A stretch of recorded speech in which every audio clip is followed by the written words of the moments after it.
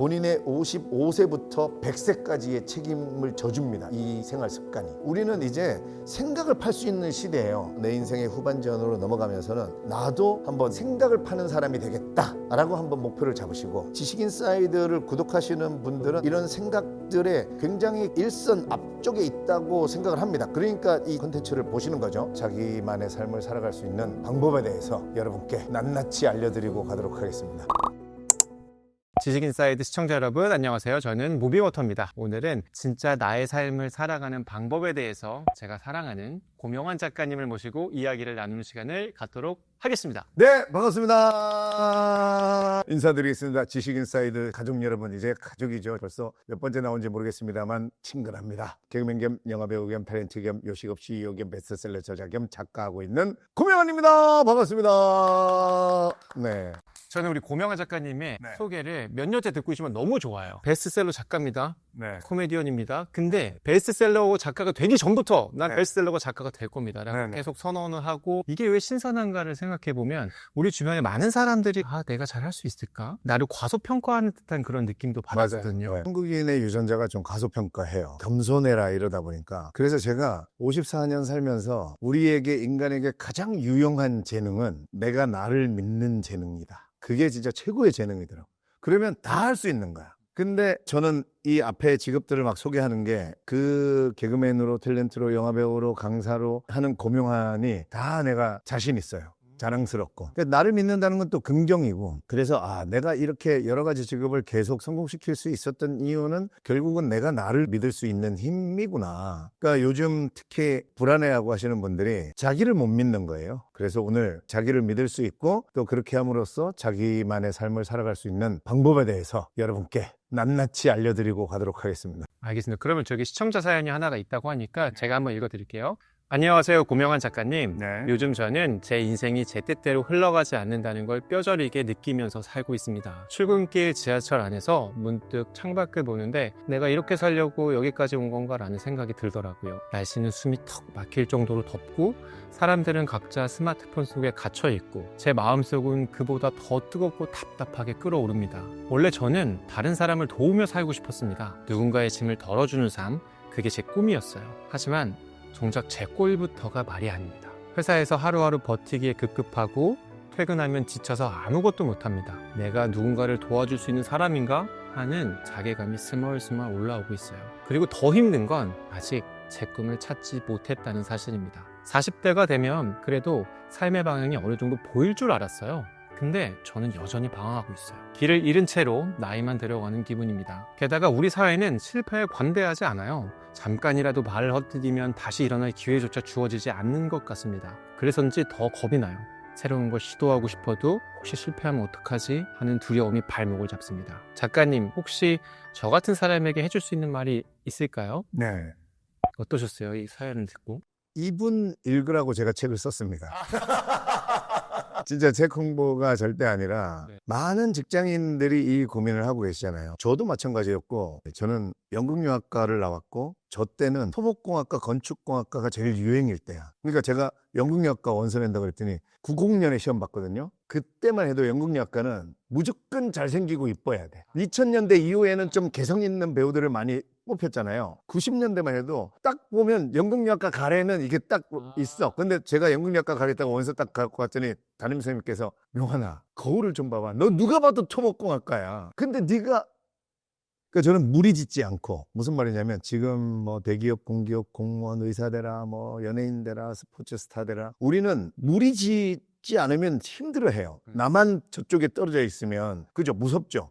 그러니까 우리는 다 이게 좋다더라 하면 우우 가잖아요. 근데 나는 그걸 이겨내고 연극영화과 3수에서 갔고 그 다음에 개그맨이 됐어요. 그래서 나는 이분 고민하시는 것처럼 내가 진짜 뭘 해야 되는지 모르겠고, 저는 진짜 내가 하고 싶은 거를 찾았다고 생각했어. 그렇게 해서 8년을 살다가 교통사고 났는데 딱 나자마자 죽음 앞에 딱 가니까 내가 개그맨으로 태어나지 않았구나, 그걸 알았어. 이게 아닌가요? 네. 그 지금 봐봐. 나는 지금 이제 20년이 흘렀단 말이에요. 지금으로 보면 나는 90% 이상은 내가 작가로 태어났구나. 그러니까 내가 만약에 작가 고명환을 못 꺼내고 죽었으면 얼마나 원통했겠어요. 내가 그 원통함을 알았다니까. 그 병실에 누워서. 근데 그게 작가인지 뭔지 몰랐지만 헤르만 헤세가 얘기하는 내 안에서 솟아나오려는 그것을 살아보려 했다. 근데 그게 왜 그토록 어려웠을까? 내 안에서 솟아나오는 거를 살아야 되는데 우리는 그 수많은 기준들 때문에 남들이 이렇게 하는 게 좋은 거야, 이런 게 좋은 거야, 안정적인 직장을 가져라, 안정적으로 살아라, 이러다 보니까 그 기준들에 휘둘리다 보니까 이분도 마찬가지예요. 그러니까 우리는 그 기준을 가지고 내가 좋아하는 것, 잘하는 걸 본단 말이에요. 그냥 잘하고 좋아하는 걸 보는 게 아니야. 안정적으로 살려면, 남들에게 인정받으려면 이 기준으로 나를 보니까 절대로 그거랑 매칭이 돼서 필터가 하나 걸러져서 내가 잘하고 좋아하는 거를 찾으니까 그건 줄 알고 했는데 마음에 안 들죠. 왜냐면 필터가 하나가 걸쳐져서. 그러니까 저는 그때 딱 그걸 깨닫고 일단 난 개그맨으로 태어나지 않은 건 알겠어. 중업회 가니까. 그리고 막 뭔가 안에 뭉글뭉글 있는데 이걸 못 꺼내고 죽는데 제가 중환자실에서 계속 기도한 게 뭐냐면 제발 요거 진짜 나 하나만 꺼내고 죽게 해달라. 하나만 하고 싶다. 내 안에서 솟아나오려는 거 이거 있는데 이거 진짜 하나만 꺼내고 죽게 해줘라. 뭐 그때는 2005년이었거든요. 그러니까 뭐 유튜브 강연이나 이런 게 없던 시절이에요. 그러니까 해답을 찾을 수 있는 게 책밖에 없잖아요. 우리가 아무것도 없어요. 매체가. 그래서 일단은 이거의 모든 거의 기본이 되는 거는 글쓰기이지 않겠느냐. 뭔가를 찾기 위해서. 그래서 중앙대학교 예술대학 극작과 글쓰기 배우로 제가 들어가요. 그러면서 이제 내 안에 나를 찾은 건데 어떻게 보면 그때도 방황이었네요. 왜냐하면 나는 코미디언이 내 평생 직업인 줄 알았는데 사고가 나서 이게 아닌가벼? 그럼 이제 내한테 맞는 건 무엇이지를 그때부터 이제 찾기 시작했다는. 근데 이제 그걸 정확하게 알았죠. 그러니까 괜히 이 얘기 듣고 저는 혹시 걱정돼서 말씀드린 건데 직장인분들 중에 내가 진짜 좋아하고 내가 진짜 잘하면서도 돈을 벌 수 있는 그런 걸 찾아내겠다 하고 직장을 그만두고 찾겠다? 저는 절대 아닙니다. 오히려 인간은 내가 직장 다니면서 시간을 내서 뭔가를 찾겠다 할 때 우리 뇌는 그 처절함으로 찾아지지 내가 왠지 직장 그만두면 하루 종일 도서관 가고 책 읽으면 잘 읽어질 것 같죠? 절대 안 읽어집니다. 오히려. 그러면 어떻게 되냐면 내가 직장 그만뒀단 말이에요. 오늘부터 도서관 가야지. 안 읽어져요. 3일 지났는데 50쪽밖에 못 읽었어. 그러면 난 3일 동안 내가 뭐 했지? 이러면서 이제 자괴감 오고 자기에 대한 믿음 사라지고 그러다가 점점 수입에 대한 생각나고 그러면 결국 자기가 다니던 번듯한 회사 그만두고 그거보다 못한 회사에 또 재취업하는 그런 경우를 내가 너무 많이 봤어. 그래서 절대 그만두고 준비하면 안 돼. 지금 하고 있는 상태에서 얼마든지 시간 낼 수 있어요. 솔직히 1시간만 일찍 일어나서 그 1시간만 준비해도 돼. 매일 1시간 일찍 일어날 수 있잖아. 내 인생이 걸린 일인데. 근데 이제 문제는 뭐냐면 안 보인다는 거예요. 무슨 말이냐면 어른들은 왜 차가 저기서 오면 지금 건너면 돼 안 돼 알잖아요. 근데 아이들은 막 뛰어들죠. 뭐냐면 경험의 많고 적음의 차이야. 우리의 뇌는 봐봐, 차가 여기 아직 오지 않았는데도 우리는 알잖아. 그 미래거든요. 가까운 미래. 그러니까 우리 뇌는 미래가 보이면 무섭지 않아요. 우리가 두려운 게 뭐냐면 사연 보내주신 분도 미래가 안 보이는 거야. 지금 본인의 미래도 안 보이고 세상의 미래도 안 보이고. 예를 들면 무빙워터님도 오늘 촬영하는 기준으로 오늘이 8월 14일이잖아요 지금 무빙워터님 지갑에서 2억을 꺼내서 서울시의 어디 좋은 자리에 탕후루 매장 차리세요 이러면 차릴 거예요, 안 차릴 거예요? 안 차리죠, 그죠? 근데 왜 4년 전에 우리나라 사람들 다 탕후루 차리려고 그랬을까? 그러니까 봐봐요. 무빙워터님이 오늘 차리면 내년쯤 망할 거예요. 그러니까 내년에 망할 건데 지금 무빙워터님의 뇌가 알잖아. 이거를 우리는 잘 활용할 수 있어야 돼요. 남들이 안 볼 때 내가 좀 더 빨리 볼 수 있게. 그럼 뭐냐면 아까 원리로 따지면 경험을 많이 쌓아주면 미래를 더 잘 봐요. 책은 간접 경험이라 그러잖아. 그러니까 현실 세계에서 쌓는 경험 가지고는 우리가 경쟁자를 이길 수가 없어. 우리는 다 같이 열심히 살잖아요. 그러니까 간접 경험을 쌓아주니까 내 뇌가 미래를 예측하더라고. 그러니까 우리는 미래가 예측이 되면 무리짓지 않아도 내가 저 길이 보이기 때문에 갈 수 있단 말이에요. 그러니까 이 사연 보내주신 분은 제가 명쾌하게 답을 드리면 지금 직장 그만두지 마시고 지금 40대라고 하셨잖아요. 직장 그만두시면 절대 안 돼요. 저도 찬성이에요. 인생의 후반전을 이제 퇴직 후에 준비하시는데 우린 퇴직 후에 20년, 30년 더 일해야 돼요. 이제 평균 수명이. 그때 나는 생각을 파는 사람이 되겠다라고 한번 목표를 잡으시고 내가 어떻게 하면 생각을 파는 사람이 될 수 있겠는가라고 생각하고 책을 지금부터 하루에 1시간 일찍 일어나셔서 본인의 55세부터 100세까지의 책임을 져줍니다. 이 생활 습관이. 그래서 물건 만들어 팔려고 생각하지 마시고 나는 생각을 만들어 내 생각을 한번 팔아보겠다. 제가 이거 뭡니까? 이거 제 생각을 쓴 거잖아요. 제 유튜버 무빙워터님 컨텐츠 만드신 거 뭐예요? 무빙워터님의 생각이잖아요. 그죠? 우리는 이제 생각을 팔 수 있는 시대예요. 점점 오버랩으로 내 인생의 후반전으로 넘어가면서는 나도 한번 우리 지식인사이드를 구독하시는 분들은 아마 뭔가 독서와 뭔가 이런 컨텐츠, 이런 생각들에 굉장히 나는 앞쪽에 있다고 생각을 합니다. 그러니까 이 지식인사이드 같은 컨텐츠를 보시는 거죠. 그러니까 얼마든지 지금 구독하시는 분들 본인이 생각을 팔 수 있는 사람이 될 수 있기 때문에 한번 그쪽으로 이분은 지금 방향을, 그러니까 우리 같은 자기개발 강사들은 뭐냐면 방향을 좀 제시해 주는 거거든요. 제가 맨 앞쪽에 빼놓은 문장이 세계는 얼마나 좁으며 네모난 책은 얼마나 넓은가. 우리는 원리를 좀 설명해 줄 수 있어요. 그래서 이런 기준으로 한번 보세요. 이 삼각형은 사실 뭐냐면 자본주의를 그려놓은 거예요. 돈에 대해서. 제가 4번 망하고 제가 메밀국수 꼭지점으로 올라간 게 이것 때문이에요.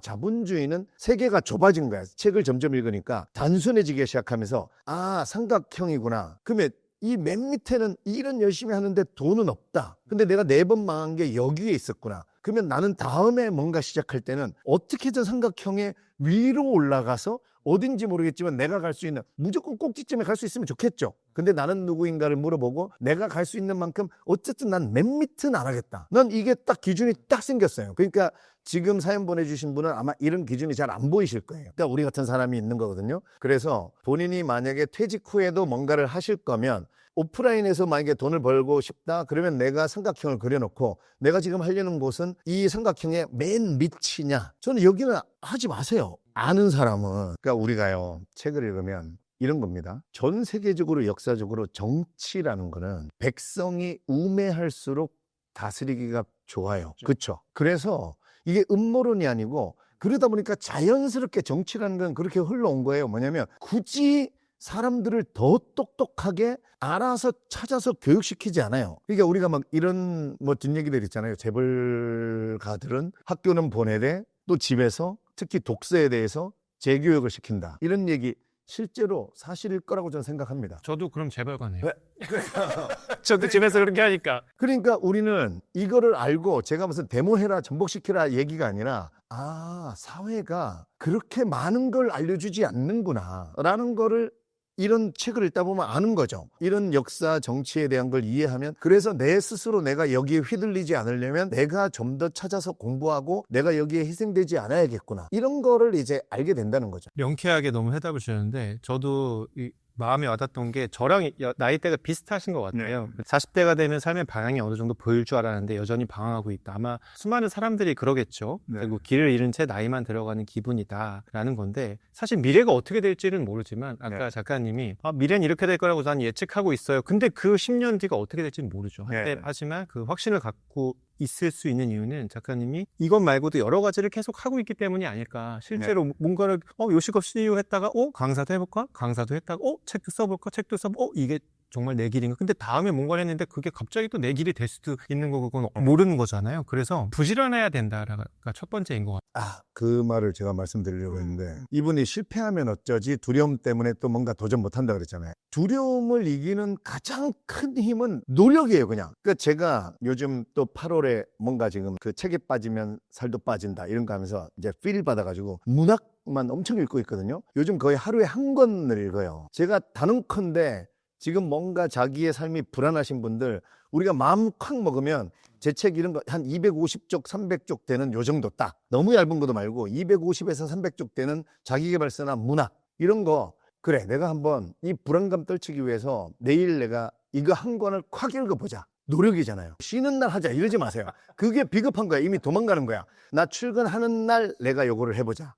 그러면 당연히 출근하는 날 이거 한 권 다 읽으려면 최소한 1시간은 일찍 일어나서 시작해야 돼요. 그죠? 그런 하루를 보내봐야 돼. 1시간 일찍 일어나고 출근하면서 출퇴근 전철 안에서 계속 읽고, 점심시간에 동수가 밥 먹자고 해도 아니 너 오늘은 너 먹어. 삼각김밥 먹으면서 혼자 점심시간에 카페에서 1시간 또 읽고, 또 퇴근하고 오면서 계속 읽고 집에 오자마자 읽어서 결국 읽어지거든요. 하루에 한 권 확 읽었는데 불안감이 있다 그러면 진짜 저 찾아오세요. 그러니까 몽테스키웨 같은 사람이 1시간의 독서로 떨쳐낼 수 없는 불안감은 없다 이래. 그러니까 1시간만 독서해도 불안감이 사라진다는 얘기예요. 근데 저는 이런 깊은 불안감 있죠. 40대의 직장인, 앞이 안 보이는 이 불안감은 노력이, 다른 답은 아예 없습니다. 전 장담합니다. 그냥 노력이 답이에요.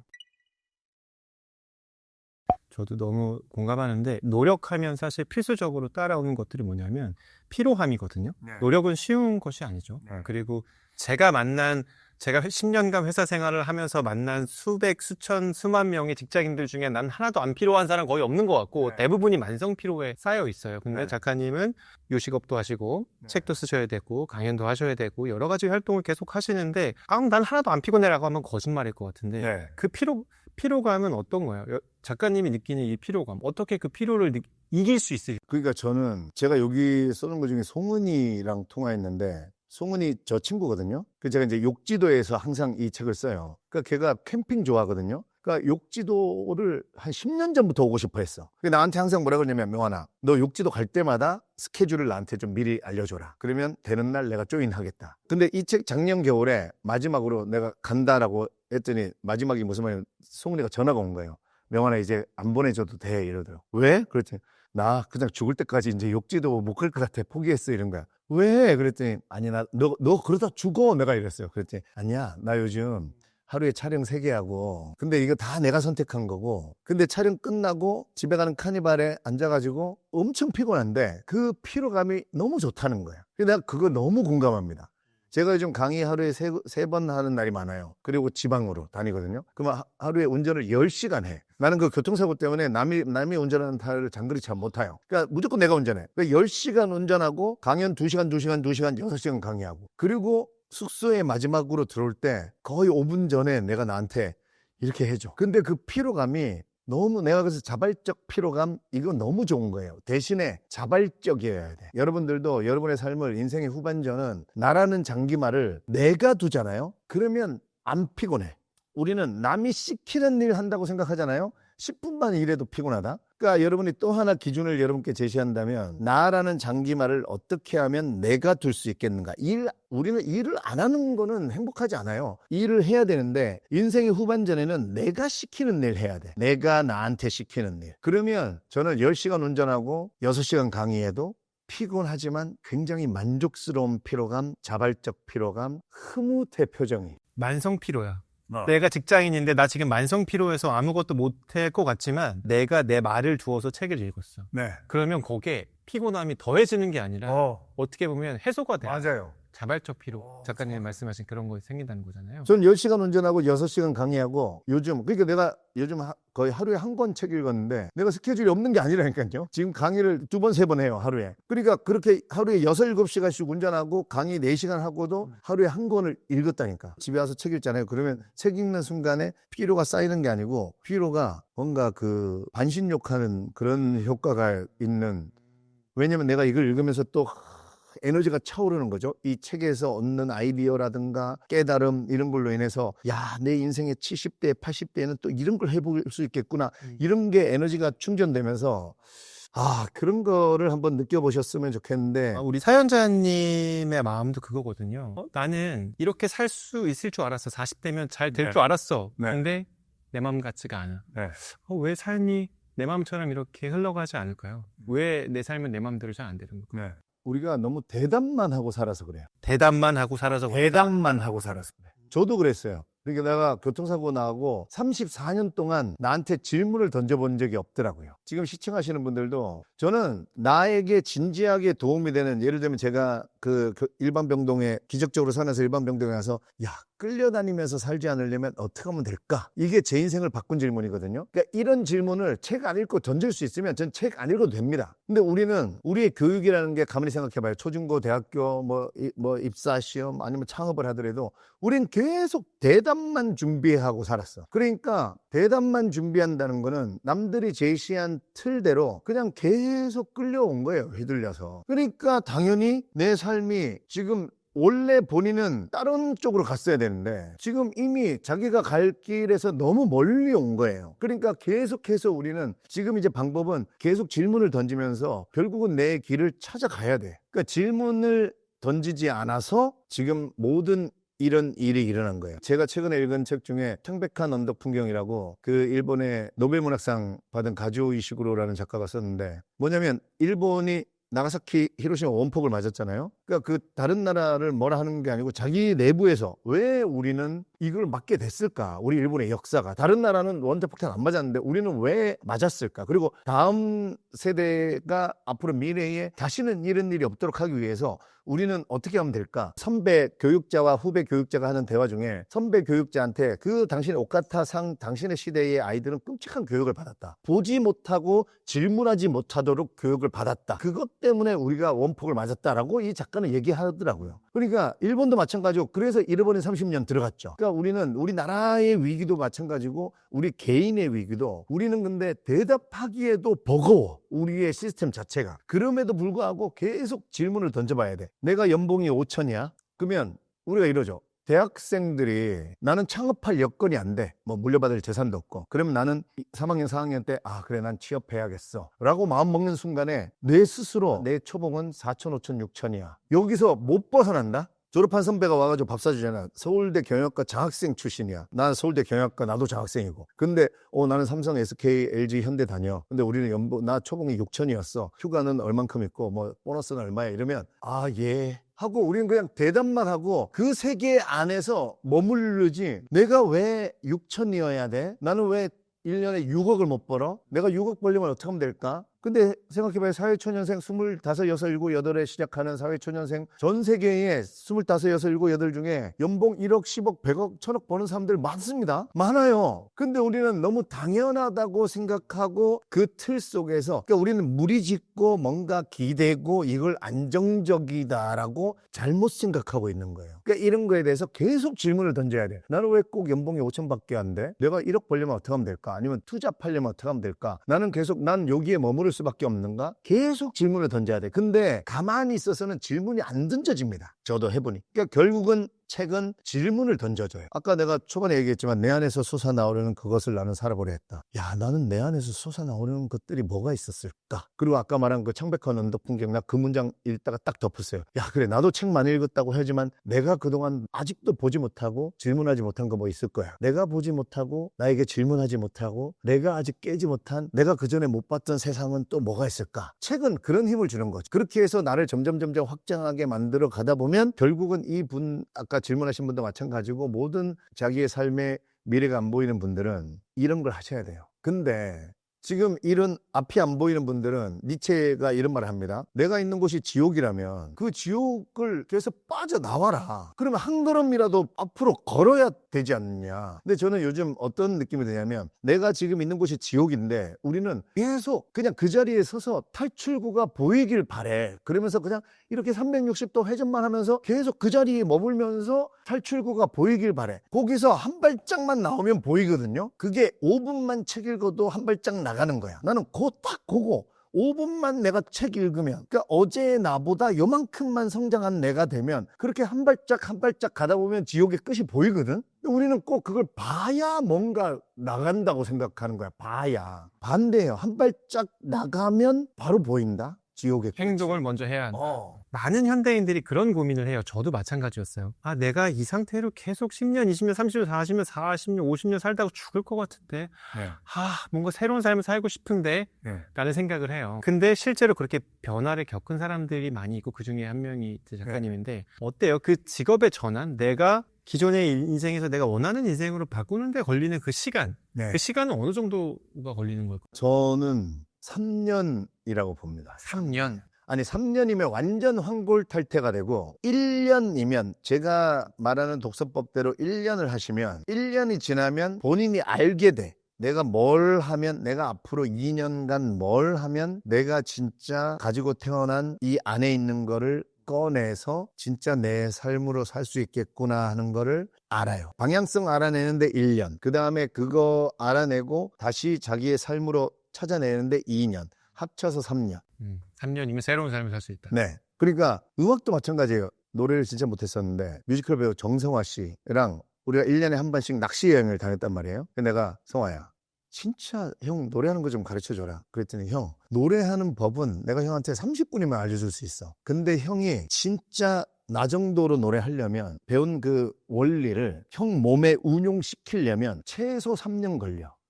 이렇게 얘기하는 거예요. 그러니까 우리는 그 원리는 사실 정답을 아는 거 많아요. 예를 들면 독서, 운동 좋다는 건 다 알잖아요. 다이어트 어떻게 하면 되는지 사실 우리 다 알거든요. 근데 그거를 내 몸에 운용하는데 너무 성급해. 그리고 3개월, 5개월이면 뭔가 결과가 좀 나와줘야 되는데 아 왜 이렇게 안 나와 빨리빨리 해야 되는데 감이 답답해 죽겠네. 책하고 친해지잖아요. 그게 일단 가장 좋아져. 느긋해져요. 느긋해진다는 게 아니라 내 속도감을 알게 돼. 책이라는 거는 결국은 내가 아무리 빨리 읽으려 해도 안 읽어지거든요. 그리고 아무리 빨리 그냥 책장을 막 넘기려고 해도 결과를 볼 수가 없어. 결국은 책마다 속도가 다르고 어쨌든 근데 이 속도에 맞춰서 끝까지 가야 돼. 저는 제 와이프가요 나같이 급한 사람은 본 적이 없대요. 제가 생각해도 저는 그 정도로 급했었어. 그런데 지금 예를 들면 밥 먹고 이런 부분에 있어서 급한 거 있어요. 근데 저는 책을 읽기 시작하면서 3년, 5년, 10년 이런 기다리는 거를 엄청 잘해.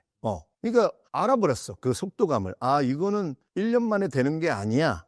이런 거를 안 거죠. 그래서 그냥 꾸준하게 하는 그런 힘이 책을 읽으면서 속도감을 생기고 그 한국인의 빨리빨리 그게 사라진 거죠. 3년이면 된다. 그러면 3년을 여러분들 정말 길다고 생각하지 마시고 한번 내가 3년 전에 뭐 했나 생각해 보시라니까요. 3년 금방 가고 3년 동안 아무것도 안 했잖아! 근데 그거 아세요? 우리 1년 전에 만났잖아요. 네. 그때 제가 저 이제 피아노를 이제 네, 배워서 맞아. 50살 때부터 피아니스트가 돼야 되겠다는 마음을 작년 9월쯤에 먹고 그리고 10월 달에 학원을 등록했어요. 네. 지금까지 매일 치고 있어요. 지금 캐리비안 해적 치고 있어요.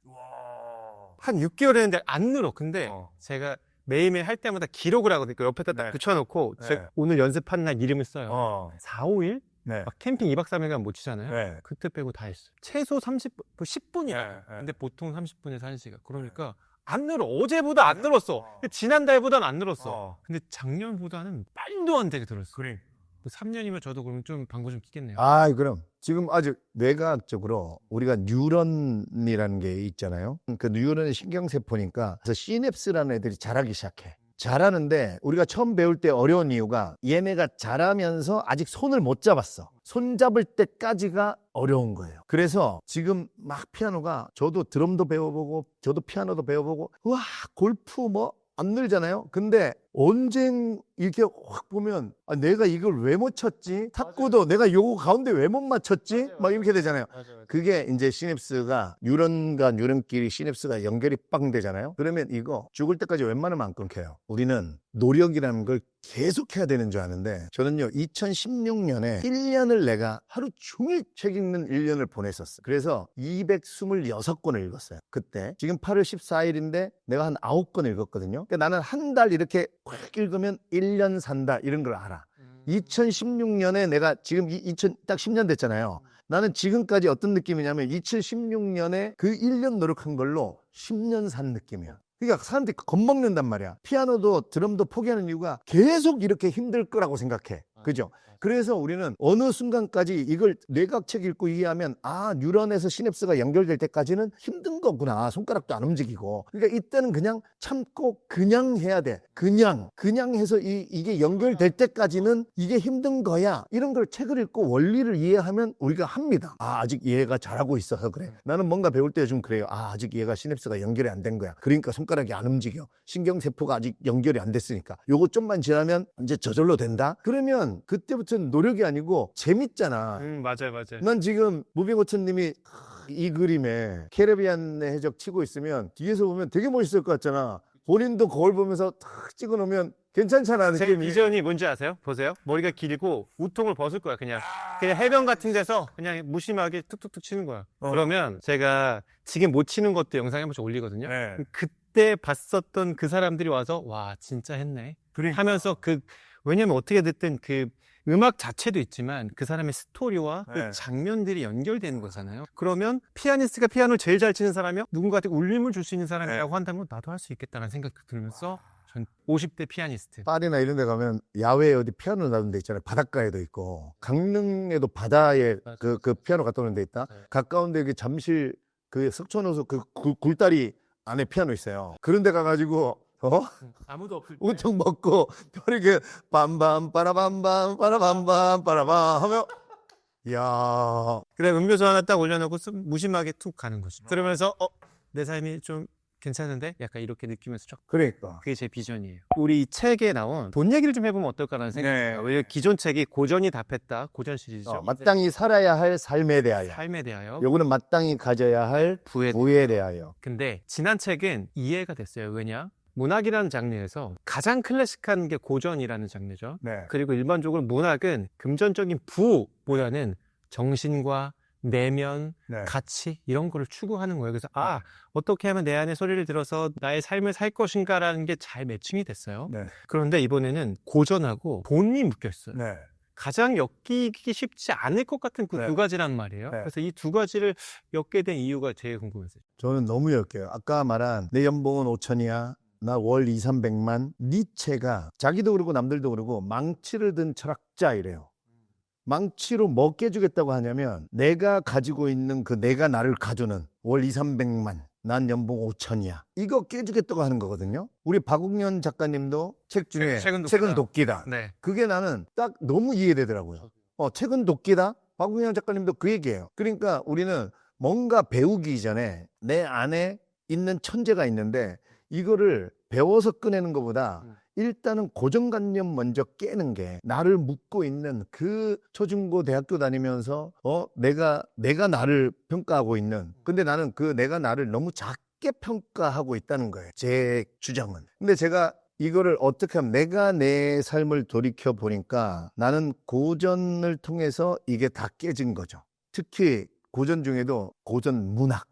저는 그러니까 돈 버는 게 오히려 뭐 마케팅, 뭐 경제 경영 이런 책보다 저는 문학. 왜냐면 문학 안에 자연의 원리, 세계의 원리, 뭐 사랑의 원리, 돈의 원리 이 모든 인간사의 원리가 문학에 정확하게 들어있고 제가 아까 경험을 많이 쌓아주면 내 뇌가 미래를 예측한다고 그랬잖아요. 워렌 버핏이 뭐라 그러냐면 나는 50주 책 읽고 2주 일합니다 이렇게 말해요. 이 사람 50주 왜 책 읽는지 알아요? 이 사람은 예측해서 돈 버는 사람이잖아요. 주가를 예측해야 되니까. 그러니까 본인이 아는 거야. 50주 책 읽으면 내 뇌가 남들보다 미래를 더 잘 예측할 수 있다는 걸 이미 아는 사람인 거예요. 그러니까 우리가 돈을 잘 벌려면 트렌드 코리아 우리가 왜 삽니까? 우리가 사업하는 사람들이 미래가 어떤 식으로 흘러갈 건지 이제는 정말 속도보다 방향이에요. 그러니까 내가 메밀국수를 막 무슨 카레 메밀, 짜장 메밀, 돈가스 메밀, 뭐 샐러드 메밀 이런 속도만 열심히 내서 여러 개 만들어서 될 일이 아니고 방향을 알고 그 방향에 맞는 것 딱 하나 만드는 게 노동 비용 다 절감하면서 탁 가는 거잖아요. 그러니까 돈이 어디로 흘러가는지를 알아내려면 내 뇌에다가 경험을 자꾸 쌓아줘야 되는데 문학이라는 거는 원리를 일단 담고 있어요. 모든 인간의 원리를 거기다가 감정이입이 되잖아. 난 이게 엄청 크다고 생각해요. 최근에 제가 최만식 선생님의 탕류라는 책을 읽었는데 와 정말 그 안에는 우리 주변에서 볼 수 있는 수많은 인간상들이 거기 다 있어. 위대한 작가들은 우리가 제가 작법 배울 때 우리가 실수할 수 있는 게 뭐냐면 그 작법을 안 배운 사람들은 글쓰기 하잖아요. 막 시나리오를 써. 주인공이 있잖아. 주인공에 대해서는 주인공의 심리나 이런 거는 엄청 잘 써, 보통. 근데 악의 축, 악마 있잖아요. 이 악마가 악을 저지를 때 쓸 때는 완전 이 악마 입장에서 쓸 수 있어야 돼. 정당하다고. 자기가 하는 일이 그게 위대한 작가예요. 맞아요. 그러니까 셰익스피어 작품 봐도 그래야 공감이 돼. 제가 이번에 또 햄릿 읽었는데 햄릿 말고 그 햄릿 아버지 죽인 클로디어스 지 삼촌 혼자 막 고민하고 악당인데 자기가 하는 얘기는 너무 이 사람 괜찮은 사람이에요. 그러니까 최만식 선생님 탕류도 모든 인물들이 다 그 사람의 입장에서 그러니까 이 얘기 무슨 말이냐면 내가 고전은 항상 압축이다 이렇게 얘기하는데 뭐냐면 제가 좋은 경험을 쌓아야 미래가 잘 예측되는데 탕류를 읽었더니 그 수십 명의 한 명 한 명을 내가 다 살아본 듯한 느낌이야. 그러니까 그 사람 인생 50년, 70년, 30년, 20년, 40년을 내가 그 한 권으로 완전 내 뇌에 쌓은 느낌이. 그러니까 내 뇌가 미래를 예측을 잘하더라고. 그러니까 저는 제가 사실 이게 증명이 된 거죠. 난 내 책이 잘 팔리는 게 여러분 이제 아무리 유명인이 책 쓴다 해가지고 어느 정도 팔리는 건 있지만 어떤 유명세로 인해서 그리고 지금은 그렇게 유명인도 아니에요. 작가로 더 유명해. 이제 고명환이 누가 뭐가 대스타도 아니고 옛날에 우리 때는 다 알지만. 그러니까 내 책이 잘 팔리는 거 보면 나 이거 내 생각이잖아요. 그러니까 뭔가 이제는 나도 딱 느끼는 거예요. 아, 내가 책을 읽을수록 내가 간접 경험이 많이 쌓이면서 나한테서 나오는 생각이 사실 생각 중에 사람들이 돈 주고 가장 잘 사는 생각이 미래를 예측하는 생각이에요. 그렇잖아. 자본주의적인 가장 돈이 되는 생각이. 그러니까 여러분들에게 제가 초반에 생각을 파는 사람이 되세요 했는데 그걸 위해서도 저는 그래서 문학을 읽어야 된다. 그러니까 아니 아까 워렌 버핏 말씀하셨는데 워렌 버핏은 인문학을 통해서 네, 주가를 예측한다 이렇게 얘기하잖아요. 스티브 잡스는 인문학을 통해서 제품을 만들기도 하고. 그러니까 AI 때문에 모든 게 다 편해지고 있으니까 이게 더 중요해요. 더 그래요. 네. 그러니까 지금 AI에 대체되지 않는 뭐 이제는 그보다 더한 그러니까 생각을 파는 사람이 되라는 건 사실 내가 브랜드가 되라는 거거든요. 내 생각을 파는 거니까. 우리가 근대의 시대가 개인의 시대였어. 무슨 말이냐면 근대에는 대장간에 이동숙 씨가 만든 호미, 그 다음에 푸주간에 그 고씨 아저씨, 고명환 씨가 끊어주는 소고기, 그 다음에 저 시장통에 박말래 할머니가 끓여준 국밥. 그러다가 현대에 와서는 이제 기업의 브랜드 시대가 되고 개인이 사라졌죠. 우리가 반도체 들고 이거 물통 들고 이거 김미정 씨가 만든 물이야 이렇게 얘기 안 하잖아요. 그 현대를 살다가 드디어 AI 시대에 이제 어떻게 됐냐면 완전 핵 개인 시대가 된 거죠. 그래서 우리가 내가 브랜드가 되지 않으면 이제는 사람이 시키는 일 하는 것도 짜증나는데 저는 단언컨대 기계가 시키는 일 해야 돼요. 내가 브랜드가 안 되면. 그래서 제가 여러분의 생각을 파는 사람이 돼보세요. 네이버에 여러분 이름을 검색하면 검색이 되는 사람이 돼보세요. 이렇게 요즘 얘기하고 다녀요. 지금 미국의 대부분의 기업들이 처음에 그 통과해야 되는 관문이 당신이 AI에게 대체되지 않음을 증명하시오. 이거 해야 그 다음 관문에 뭐 면접을 볼 수 있대잖아요. 그럼 우리는 부를 마땅히 가져야 하나요? 그럼요. 왜냐면 네. 마땅히 가져야 하는 게 아니고 마땅한 만큼 가지라는 얘기예요, 제가. 그러니까 우리나라 사람들은 겸손하고 나를 자꾸 작게 만들고 이러다 보니까 더 마땅히 가져야 할 부가 있는데 나는 지금 못 가져줘서 우리나라의 개개인 사람들이 다 더 마땅히 가져야 할 더 많은 부가 있는데 이걸 못 가져줘서 우리나라가 선진국으로 완벽하게 못 올라간다고 주장하는 사람이에요. 그래서 고전을 통해서 여러분 스스로가 작지 않다. 여러분은 큰 사람이다.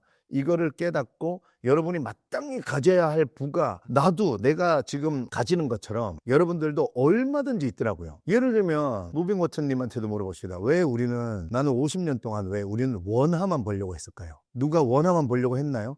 누가 외화 벌면 잡아간다 그랬나요? 한국에 살고 있으니까. 그러니까 단지 그걸로 외화를 벌 수 있는 시장이 있다는 거를 일단은 알고 공부하고 해야죠. 근데 우리는 너무 자연스럽게 당연하다는 듯이 내가 50살 때 이걸 깨달은 거예요. 왜 나는 50년 동안 단 한 명의 사회 리더들이 나한테 명환아 너 외화를 벌 수 있다? 라고 한 명도 방향을 제시해 주거나 뭐 얘기해 준 사람이 없어요. 이게 너무 원통하더라고. 그래서 제가 나도 외화를 벌어보겠다 하고 쓴 책이 나는 어떻게 삶의 해답을 찾는 거야. 나는 그전에 제가 쓴 책이 매출의 신이 되다, 돈 버는 법에 관한 이야기 그런 거였는데 제목이 결이 확 달라졌잖아요. 나는 어떻게 삶의 해답을 찾는가.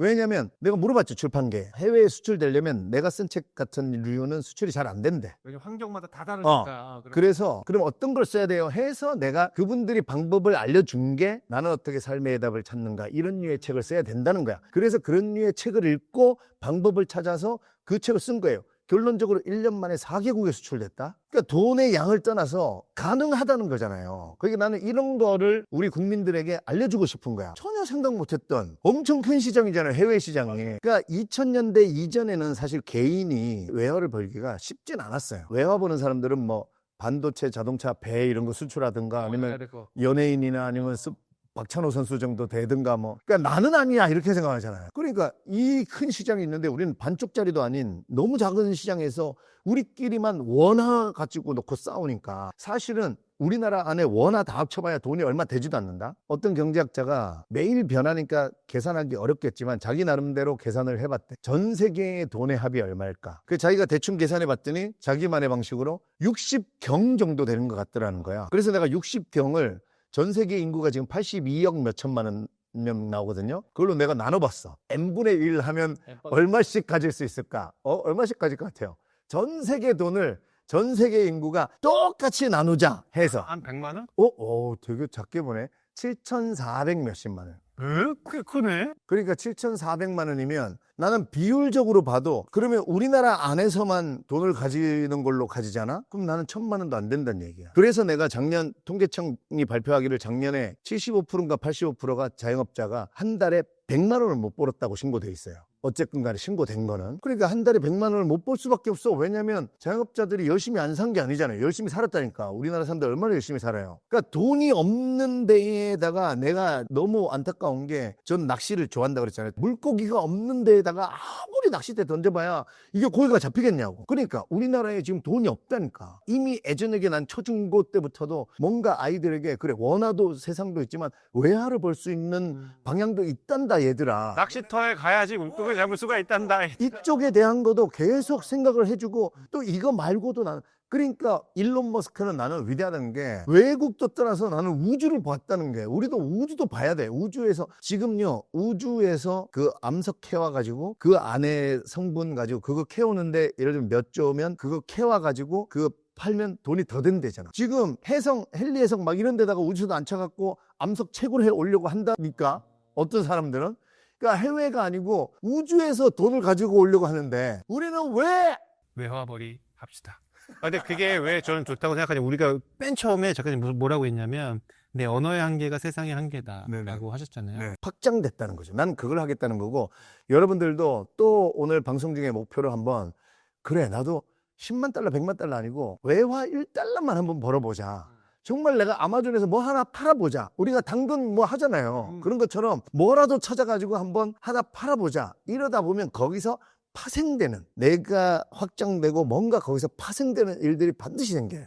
달러로 받으면 기분이 달라요. 왜냐하면 제가 결혼할 때 네. 결혼 이걸 받았을 거 아니에요. 근데 네. 누가 100달러를 주고 왔어요. 근데 왠지 이게 더 소중한데 이게 뭐지? 이거 신혼여행 갈 때 써야지 약간 이런 생각이 되더라고요. 맞아. 여러분 외화를 봅시다. 왜냐면 그리고 내가 원화도 벌고 뭔가 내 외환 통장이 있어서 여기에 담은 몇 달러라도 입금되잖아요. 그건 정말 기분이 달라요. 너무 좋죠. 너무 좋죠. 네. 뭔가 뿌듯하고 네. 국가에도 좋은 일 한 것 같고 내 언어의 한계가 내 세상의 한계다. 인문학으로 내 삶의 변화를 시켜주신 고명환 작가님인데 그 첫 번째 터닝 포인트가 제 개인적으로는 메밀국수 하신 게 아닐까라는 생각이 들었는데 왜 메밀국수였지? 잔치국수는 왜 아니어야 되지? 왜 라면집은 아니어야 되는 거지? 왜 탕후루는 아닌가? 왜 메밀국수였습니까? 그러니까 그 전에 4번을 망했었단 말이에요. 와 이제 성공하고 싶다. 나는 그때 성공하고 싶다보다 이기고 싶다 이래 세상을. 너무 4번을 연속해서 다 지고 그래서 이기는 방법을 알려주는 책을 찾아봤어. 손자병법. 손자병법 첫 번째 계명은 싸우지 말고 이겨라야. 근데 우리는 사업이라는 건 세상과 싸워야 되니까 이건 아니다. 싸워야 된다. 싸울 거면 이겨놓고 싸워라. 이걸 알게 된 거예요. 이겨놓고 싸울 수 있구나. 내가 그 전에 4번 사업하다 망했을 때는 그냥 열심히 싸웠어. 나는 열심히 유전자가 있어서 열심히만 하면 되는 줄 알았는데 열심히 했거든. 근데 4번 다 망했어요. 너무 약으로 들어. 그 전에 왜 이걸 몰랐을까? 그래서 이겨놓는 게 뭐냐? 확률을 높이는 거야. 손자병법에서는 5, 4, 7개 이런 걸 따져보면서 그런 거에 맞춰서 쫙 해봤지. 온난화되고 있다. 지금 만약에 무빙어터님한테 내가 투자금 줄 테니까 우리나라에서 밍크코트 사업하세요. 이러면 할 거야, 안 해? 안 하죠. 안 할 거잖아. 분위기가 그러니까 바로 그냥 욕만 먹고 여름이 길어지잖아 지금. 그러니까 이겨놓고 싸운다는 확률을 높이는 거더라고 결국. 그러니까 온난화되니까 이왕이면 여름 기간 동안에 잘 팔리는 게 뭐가 있는가. 그 다음에 고령화되니까 이왕이면 5060 70들이 돈을 갖고 있으니까 좋아하는 게 뭐가 있을까. 그들은 건강, 웰빙. 우리나라 당뇨 환자들이 점점 늘고 있다. 그 다음에 유행을 타면 안 된다. 이런 모든 거를 다 대입해서 넣으면서 내가 요식업에 있는 업종들을 다 그러면 이거는 이거에 안 맞고 이건 이거에 안 맞고 갈펴치고 해서 정말 메밀국수 하나 딱 남았다니까. 제가 초반에 사연 소개할 때 우리는 왜 도전 못하냐면 안 보이고 확신이 없으니까 도전을 못해요. 그죠? 내가 직장 다니더라도 뭔가 와 이게 앞으로 대박 나겠다. 확신이 들면 그 사람 무조건 합니다. 그러니까 저도 내가 확신이 딱 쓰니까 마지막 남은 전 재산을 끌어다가 메밀국수를 했죠. 그래서 그 결과 2014년 5월 8일에 오픈했는데 오픈 날부터 잘 됐어요. 그것은 나의 유명세빨이다 아니다. 아니다. 전혀 아니죠. 우리 요식업 하는 사람들은 다 알죠. 처음에 차리면 초반에는 좀 가요. 근데 이제는 시대가 맛이 없잖아요. 그러면 처음에 반짝하고 절대 안 갑니다. 그 어떤 유명인이 해도. 바로 더 크게 망하죠. 네. 그리고 아까 얘기했잖아요. 나한테도. 그때는 작가로 유명할 때도 아니고, 그때는 나는 잊혀진 개그맨이었다니까. 맞아. 유명할 때도 아니었다니까, 그때는. 요즘 메밀국수집 하는데 그렇구나 했는데 그게 더 잘 됐는데 되게 괜찮대 이러면서 이제 그 명소가 돼버리고. 네. 2014년 했잖아요. 15, 16, 17, 18, 19 코로나 왔잖아요. 코로나 3년 동안에 매출이 20%가 늘었어요. 우리. 3년 내내. 책을 읽으면 이제 이런 게 돼요. 저출산 하면 우리 자영업자들은 인건비 상승. 왜냐면 사람이 줄잖아요. 저는 그전에 감자탕집 24시간 감자탕집 했었거든요. 네. 실내 포장마차 했어요. 네. 새벽 4시, 5시까지 영업했어. 보통 우리가 9시부터 저녁 8시. 이걸 자영업자들 영업시간이라 해요. 그 번외 시간에 심야 시간 넘어가거나 이러면 0.5배나 2배를 줘야 돼. 그러니까 나는 그 메밀국수 설정할 때 이것도 들어간 거예요, 계산에. 번외 시간에 사업을 하지 말자. 이런 거를 다 합쳤죠. 그리고 시작하자마자 제가 바로 그 열 감지기 하고 칸막이 하고 그다음에 테이블 몇 개 빼서 간격 띄우고 일단 준비 철저히 했고, 특히 사람들이 코로나 그러니까 오히려 건강한 음식 이거에 대한 니즈가 있었나 봐. 오히려 너무 좋아. 뭔가 건강하지 않은 건 또 먹기도 싫어. 그러니까 우리 가게가 오히려 매출이 20%가 늘었어요. 그래서 내가 이겨놓고 싸우라 이거를 잘 준비해 놓으면 앞으로 코로나가 영원히 안 오지 않습니다. 코로나 말고 또 다른 팬데믹이 한 5년에 한 번씩 올 거라 그러잖아요, 미래학자들이. 그러니까 그걸 이기기 위해서라도 우리는 최대한 지금 이겨놓고 싸우는 그 꼼꼼하게 계산할 수 있어야 된다. 그럼 이건 어때요? 자, 고명환 작가님이 이겨놓고 싸우라고 하는데 메밀국수 그거 말이 되네? 나도 우리 동네에서 메밀국수 해야지. 잘 될까요? 안 되죠. 차이점이 뭘까요? 어떻게 준비해야 될까요? 예를 들면 제 후배들 중에 한동안 냉동 삼겹살이 막 유행이잖아요. 그거 사업을 준비하겠다고 제가 이제 요식업을 하고 있으니까 형 냉동 삼겹살 준비했는데 한번 봐주세요. 사업계획서입니다. 네. 이렇게 하려고 해요. 네네. 보잖아요. 반쪽짜리야. 반쪽짜리는 게 뭐냐면 잘 될 때의 내용만 다 있어.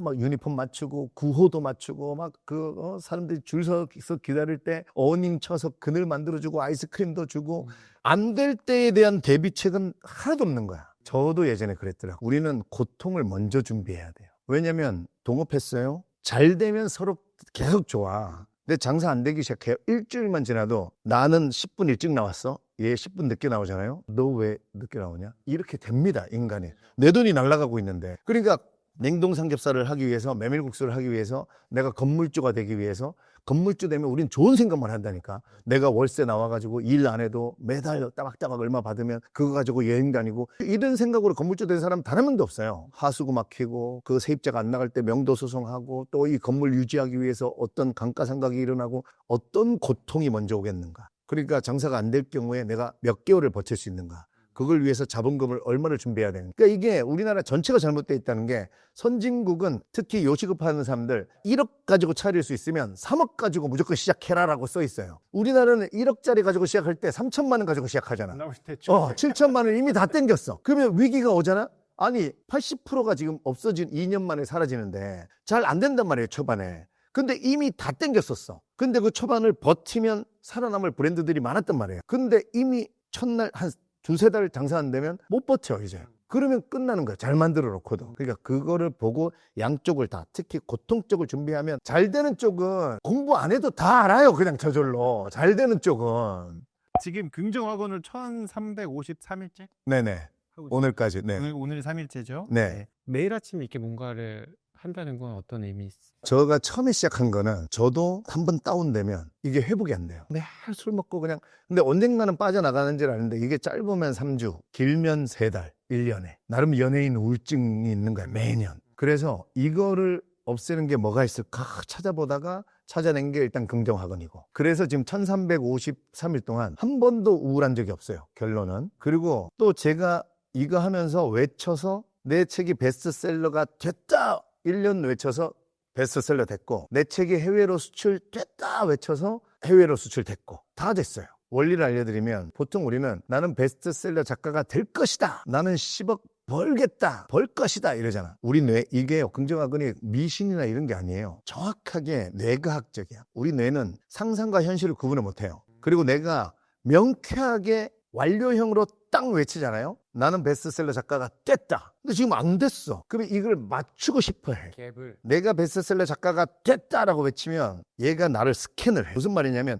얘가 지금 베스트셀러 작가가 될 만한 글을 쓸 앤가 아닌가를 스캔을 해요. 그래서 아니면 나로 하여금 글 쓸 의욕은 사라지게 하고 책을 읽고 싶은 마음을 불러일으키더라고. 붓을 더 늘려라. 네. 내가 이거를 1353일 동안 하면서 너무 깨달았어. 내가 해외로 수출됐다 할 때도 처음에 글이 죽어도 안 쓰러지더라고. 내 안에서 울림이 명환아, 너 지금 책 읽어야 돼. 너 지금 쓸 때가 아니다. 너 지금 이거 해외에 수출될 수 있는 그게 아니다. 이렇게 계속. 그래서 내가 지금 아직 해외에 수출될 글을 쓸 깜냥이 아니구나. 그래서 거의 한 7, 8개월을 책만 읽었어요. 그거를 내 뇌가 그러다가 어느 날 글을 쓰고 싶게끔 하더라고. 그러니까 여러분들도 정확해요. 예언적 완료형이라고 그러는데 예언적이니까 미래의 일을 완료형으로 외쳐야 돼. 그러면 여러분들이 그 사람이 될 수 있도록 열정을 불러일으켜서 결국은 하게 만드는 거지. 이게 무슨 미신적으로 뭘 외부의 힘이 뭐 요술램프 지니가 가가지고 그걸 만드는 게 아니에요. 그런 식으로 선순환으로 결국은 내가 그 사람이 되더라고. 마음은 그런 마음이 있지만 외칠 수 없는 사람들이 있잖아요. 너무 부끄러운데요. 많은 사람들 앞에서 선언하고 외치는 거 말고 나만의 작은 그런 소소하게 이렇게 뭔가 할 수 있는 그거가 있으면 마지막으로 하나만 추천해 주신다면. 그러니까 저는 이 말의 힘이 제가 아침에 하잖아요. 그러면 제가 긍정 샤워하는 느낌이에요. 말의 힘이 엄청나게 있어요. 우리가 공간을 찾으면 있습니다. 그러니까 남들 보는 데서 하라는 게 아니라 샤우팅을 크게 안 해도 돼. 간절하게 나는 10억을 벌었다. 이 정도로 해도 돼. 이 외침이 내 귀에 들리고 이 울림이 내 몸을 울려야 돼. 이게 양자역학적이거든요. 내가 내 몸을 깨우고 내가 관찰한 거예요. 내가 10억을 벌었다.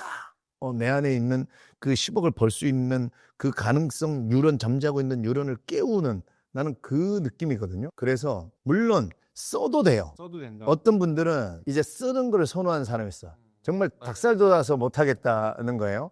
근데 저라고 개그맨도 엄청 닭살 돋았어요. 저는 이제 욕지도에 아무도 없어 사실. 아무리 둘러봐도 아무도 없어. 그런데도 나는 베스트셀러 작가가 됐다 했는데 내가 이렇게 내 혼자 아무도 안 보는 순간 아무도 안 보는데도 내 혼자 심지어 개그맨인데도 이게 안 돼 막 했는데 이건 그래도 해야 돼. 그래서 자꾸 하고 차 안에서 하고 차 있으신 분은 차 안에서 하고 그리고 저는 운전하면서는 따로 또 하거든요. 혼자 매일 100번 그거는 속으로도 해요. 속말로라도 나는 이 긍정학원은 글보다 내 뇌를 속여야 되기 때문에 내 뇌가 울릴 수 있도록 요 정도는 간절하게 외칠 수 있잖아요. 나는 100억 벌었다.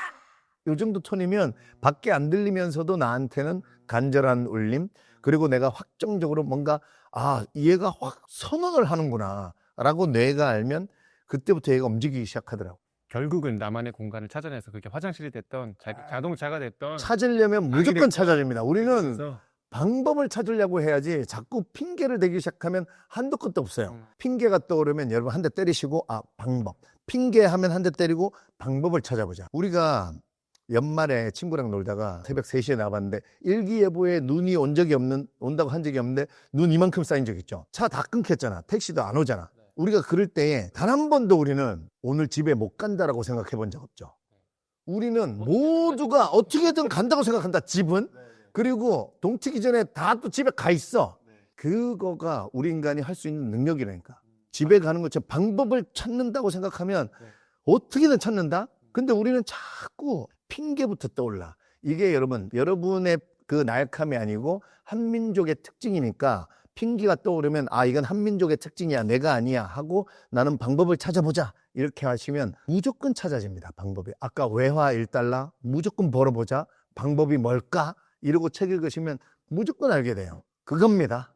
자, 오늘은 우리 고명환 작가님 모시고 고전이 답했다. 우리가 가져야 할 마땅한 부에 대해서 이야기해봤는데 여러분들이 가져야 할 마땅한 부 챙겨가시길 바라겠습니다. 고맙습니다. 감사합니다.